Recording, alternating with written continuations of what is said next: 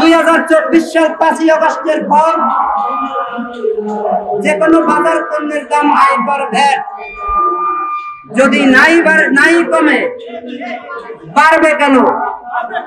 আমাদের বাংলাদেশের সাধারণ জনগণের এটাই দাবি এবং সাবেক প্রধানমন্ত্রী গুম এবং খুনের হুকুমকারী আমাদের বাংলাদেশের সাধারণ জনগণকে হয়রানিকারী স্বৈরাচার শেখ হাসিনা এই বাংলাদেশ থেকে পালিয়ে যাওয়ার পর আমাদের বাংলাদেশের সাধারণ জনগণকে বর্তমান প্রধান উপদেষ্টা এবং বর্তমান অন্তর্বর্তীকালীন সরকার ডক্টর মোহাম্মদ ইউনূস সাহেব এবং বৈষম্য বিরোধী ছাত্র আন্দোলনের সম্মানিত ভাই ও বোনেরা 2024 সাল 5ই আগস্টের পর আমাদের বাংলাদেশের সাধারণ জনগণকে যে সকল কথা দিয়েছিল সে সকল কথা বরখেলাপ করার জন্য এবং সে সকল কথা না রাখার জন্য আমাদের সাধারণ জনগণের এই মানববন্ধন।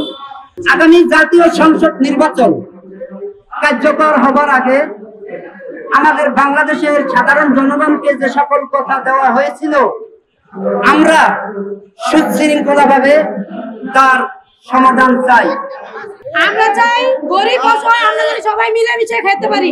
আমাদের আয় বর্গত রাস্তা বাড়িয়ে দাও। আমাদের কোনো কাম কাজ নাই, দেশের পরিস্থিতি বহুত খারাপ, অনেকের ঘরে ঠিক মতো খাওয়া যায় না। আমাদের এই দাবি আপনাদের কাছে মানতে হবে। ডাক্তার মোহাম্মদ ইউনূস স্যারের কাছে আমরা এটাই চাই, আমাদের সবগুলো দাবি মানুক উনি।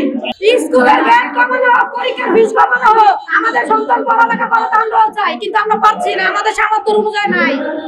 আমরা চাই ভালো মতন খাইতে, কিন্তু আমরা পারি না, আমাদের সামর্থ্যের মাঝে নাই। গরুর মাংস খাওয়া, গরুর মাংস কেজি 800 টাকা কেন? আগে তো ছিল না, 650 টাকা ছিল 5ই আগস্টের পর। আগে আমার যে কোনো সিম আগে আমরা চুরাইছি 180 টাকা সর্বোচ্চ নিম্ন, এখন একটা সিম হারা গেলে 400 টাকা শিকার হতে হয় আমাদের। আমরা তো পারছি না সিম চালাতে। আমরা চাই জনগণের কাছে, সবার কাছে, 18 কোটি জনগণের কাছে আমরা চাই আমাদের কাম কাজ সব বাড়ায় দাও। আগে তেমন ছিল না, এই 1 বছর আমরা যে কিছু শিকার হয়েছি আগে কখনো হয়নি। কিন্তু এখন আমরা ঠিক মতো খাওয়া দাওয়া করতে পারি না, আমরা কোনো ব্যবসায় কোনো লাভ দেখতে পারি না, খালি লসের মুখোমুখি হচ্ছি। আমরা ঠিক মতন ঘর ভাড়া দিয়ে খাওয়া দাওয়া করতে পারতাছি না। এখন মনে হয় আরো দুর্নীতি বেশি চলছে 5ই আগস্টের পর। কেন? এমন তো হওয়ার কথা ছিল না।